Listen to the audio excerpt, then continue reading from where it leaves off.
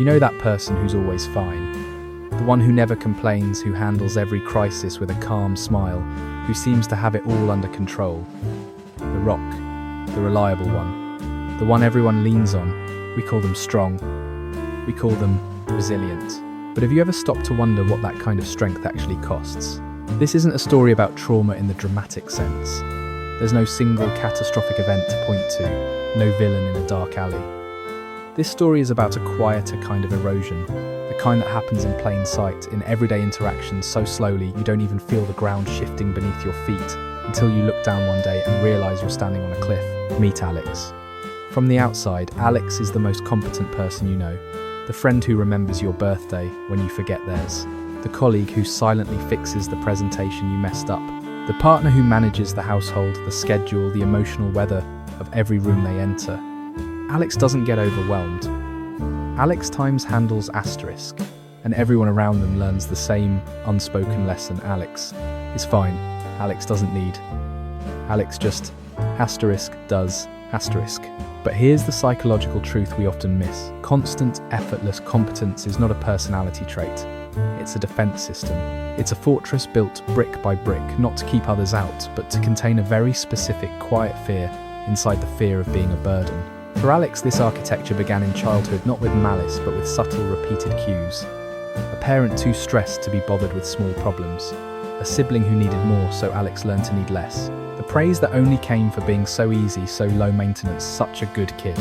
The nervous system is a brilliant pattern recognition machine, and Alex's system learned the core algorithm early. Your value is in your utility, your safety is in your silence. Your needs are at best an inconvenience, and at worst a reason for love to be withdrawn. So Alex became an expert in a very specific form of emotional calculus. They became a human shock absorber. They learned to diffuse tension before it could erupt, to anticipate needs before they were spoken, to solve problems before anyone else even noticed they existed. This isn't empathy. Not in the pure sense. This is hypervigilance. It's a state of constant low-grade alarm, a radar scanning the emotional field for any blip of discomfort, anger, or disappointment in others. Because in Alex's wiring, those signals are not just moods. They are precursors to abandonment. So the prefrontal cortex becomes a crisis management dashboard, running simulations, deploying solutions, maintaining stability at all costs. The amygdala isn't screaming, it's just humming constantly in the background. The result? A person who is profoundly connected to the emotions of others and almost completely disconnected from their own. Alex doesn't feel anger. They soothe someone else's. Alex doesn't feel sadness. They comfort it in a friend. Their own inner world becomes a ghost town, a place visited only by echoes. And everyone, absolutely everyone, benefits from this arrangement. The friends, the family, the partners. They get a steady, reliable source of support without ever having to reciprocate, without even realizing they aren't reciprocating. Because Alex never asks. This is where the culture gaslights them. We call this being a good person. We label it strength. We say, I wish I could be as together as you are. We reinforce the very prison they've built for themselves. We make their coping mechanism into their identity, so Alex keeps going. They organise the move. They mediate the family dispute. They work late to cover the team's mistake. And with every act of silent, self-erasing competence, the walls of the fortress get a little thicker. The inner world gets a little quieter. The disconnect becomes a canyon. They are not living a life. They are managing a series of operations. And the primary operation is the containment of the self. But the body keeps score. The nervous system can only run a deficit for so long. The cost of this perpetual invisible labour doesn't show up as a dramatic breakdown. It shows up as a hollowing, a chronic fatigue that sleep doesn't touch, a low-grade ache that has no physical location, a sense of watching your own life from behind a thick pane of glass. You can see it, but you can't feel it. And the thought, when it finally breaks through the static, is the quietest, most dangerous one of all. Asterisk. Is this all there is? Asterisk. Alex looks around at their life, the successful career, the grateful friends, the stable relationship, and feels nothing but a vast, unnameable emptiness. They have built a perfect, frictionless machine of a life, and they are dying of starvation inside it. The plot twist isn't an external event. It's an internal collapse. The fortress built to perfection becomes the tomb. The moment of truth comes not during a crisis, but in a moment of utter stillness. Perhaps it's a Sunday afternoon with nothing to fix and no one to soothe. The silence isn't peaceful. It's deafening. And in that void, the question surfaces not as a thought, but as a somatic truth, a full body knowing. Asterisk. I have made myself indispensable to everyone, and in the process, I have made myself disappear. Asterisk. That is the pivot. The realization that the very strength everyone admires is the mechanism of their own erasure. That they have been loving others from a place of fear, not fullness. That they have mistaken being times needed, times for being times loved. Asterisk. And the most terrifying part, to stop being the rock, feels in that moment like it will cause the entire world to crumble. Because if Alex isn't the strong one, then who are they? The journey back to the self begins here. Not with a bang, but with a whisper. Not by learning to be stronger, but by learning for the very first time how to be soft, how to be a burden, how to need. And that is where part 1 ends. Not with a solution, but with the fracture, the crack in the perfect facade.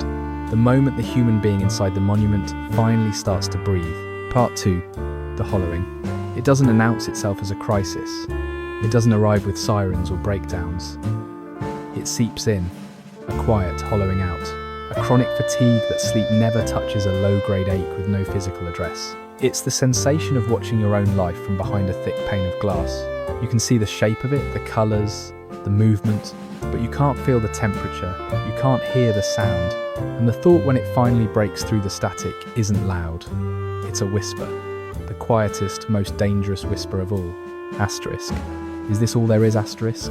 Meet Sam. From the outside, Sam's life is a study in calibrated success, a career built on reliability, a network of friends who call them the sane one, a partner who leans on their steady presence. Sam has built a perfect, frictionless machine of a life. Every gear turns smoothly, every need is anticipated, every emotional loose end is tucked away, and inside that machine, Sam is dying of a quiet starvation. The plot twist isn't an external event, it's an internal architectural failure. The fortress engineered for perfect protection becomes a silent tomb. The walls built to keep chaos out have also sealed the air in. The moment of truth doesn't come during a storm. It arrives in a dead calm. A Tuesday evening, perhaps. The work is done. The messages are answered. There is nothing to fix, no one to soothe, no problem to solve. The silence that descends isn't peaceful. It's deafening. It has weight. And in that hollowed-out quiet, a truth surfaces not as a thought, but as a full-body knowing. A somatic shift. Asterisk. I have made myself the foundation for everyone else's life, and I have built my own on sand. Asterisk. This is the pivot. The devastating realization that the very reliability everyone admires is the precise mechanism of their own erasure. That every "I've got it," every "don't worry about me," every act of seamless strength was a quiet act of self-burial. They have been loving others from a place of scarcity, not abundance, mistaking being times necessary times for being times known. Asterisk. Confusing being times leaned on times with being times loved. Asterisk. And the most terrifying part, the idea of stopping feels like a form of violence. To stop being the pillar, the planner, the emotional first responder feels in that moment like it will cause the entire world they've held up to collapse. Because if Sam isn't the strong one, who is Sam? The journey back to a self doesn't begin with a grand gesture. It starts with a fracture, a crack in the perfect facade. It begins with learning for the very first time how to be soft, how to be uncertain, how to be a burden. It starts with a sentence that feels foreign in the mouth: I don't know how to do this, or I can't handle this alone, or the most radical one of all, I need help. This is where the real work begins. Not in building a new monument, but in dismantling the old one brick by brick to find the person who was walled inside. It is messy, inefficient, and deeply uncomfortable. It feels like weakness. It looks from the outside like regression, but it's not. It's the nervous system after a lifetime of holding a posture of strength, finally learning how to rest its weight on something else. It is the slow, painful process of teaching the body that need is not a flaw but a signal.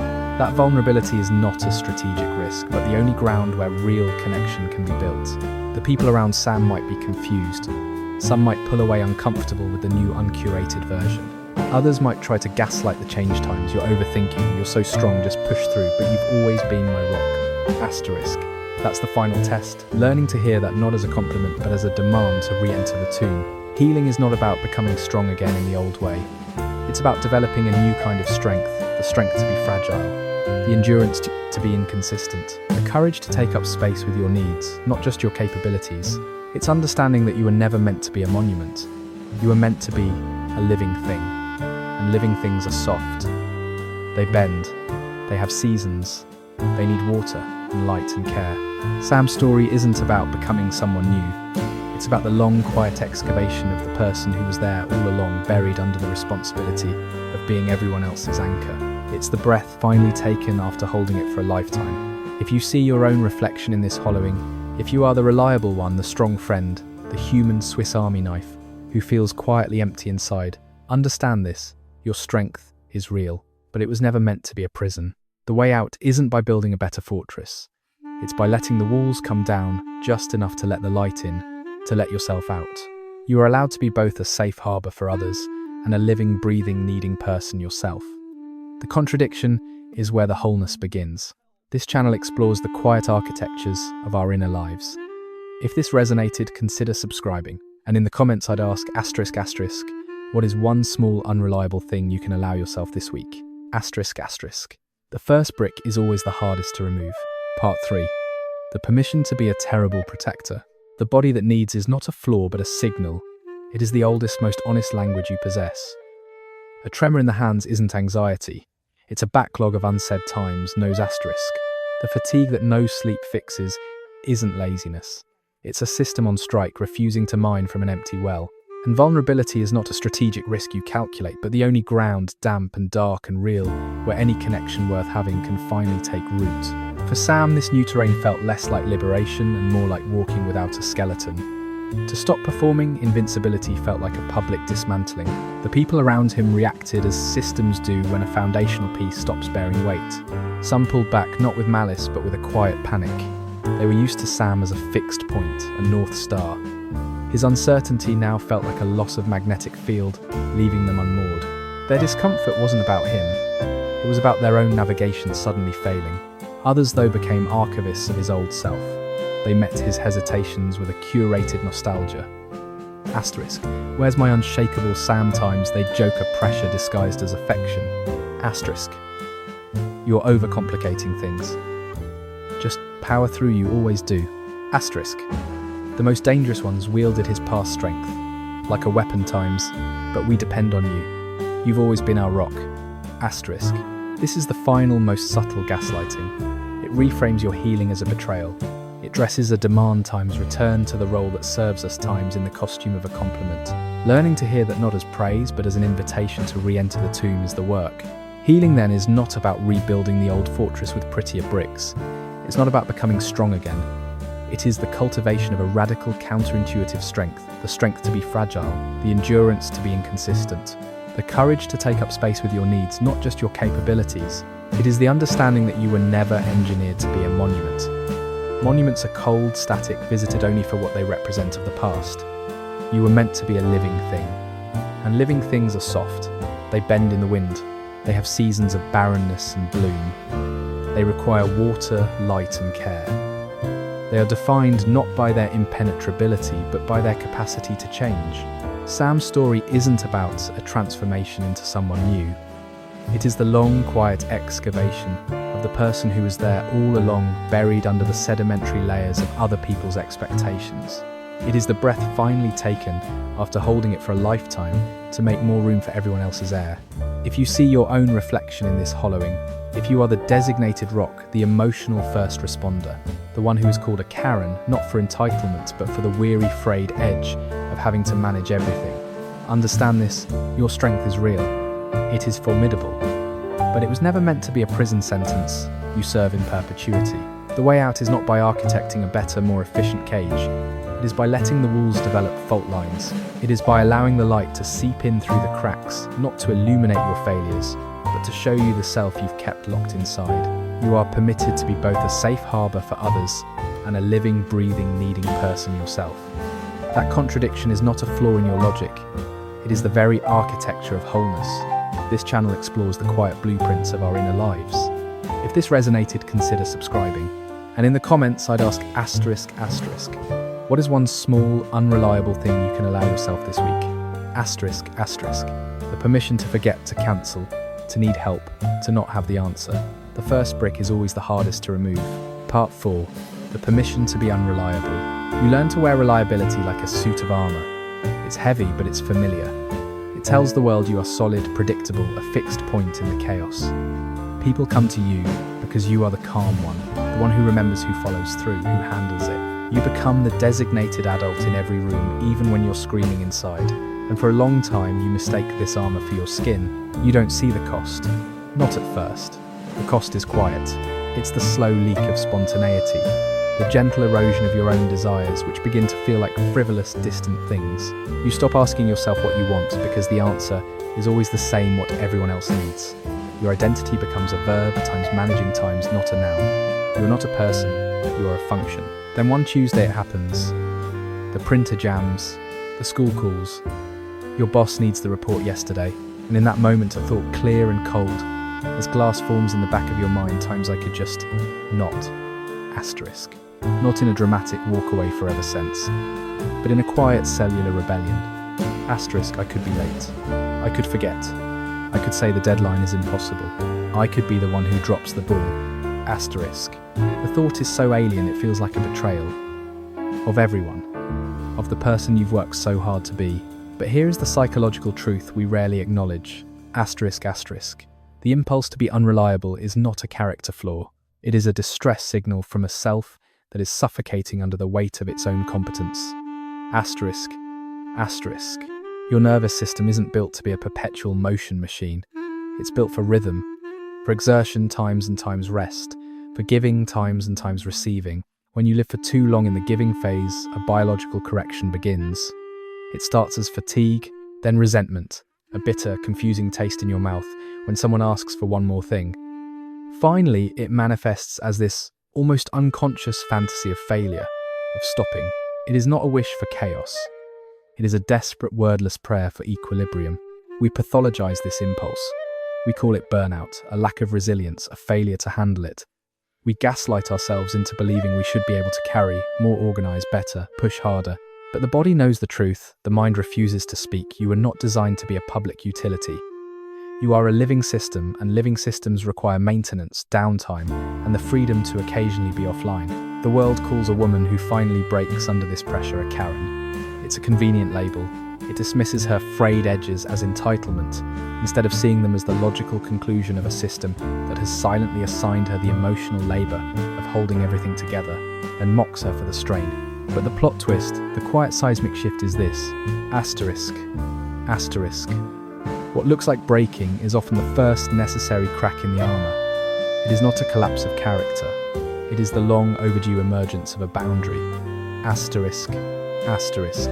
That moment of thinking times I could just, not times is not the enemy. It is the most honest friend you have.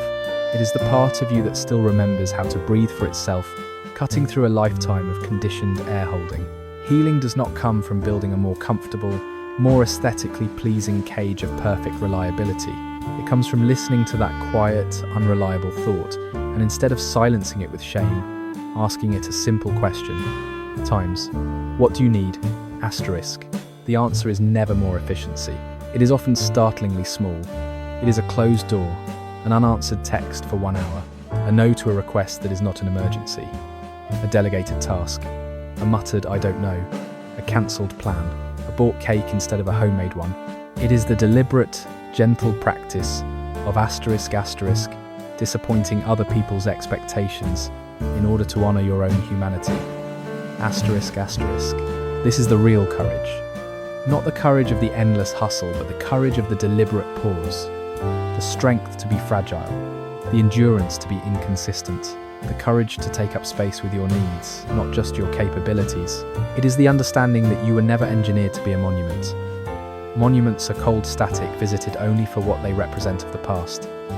You were meant to be a living thing, and living things are soft. They bend in the wind. They have seasons of barrenness and bloom. They require water, light, and care. They are defined not by their impenetrability, but by their capacity to change.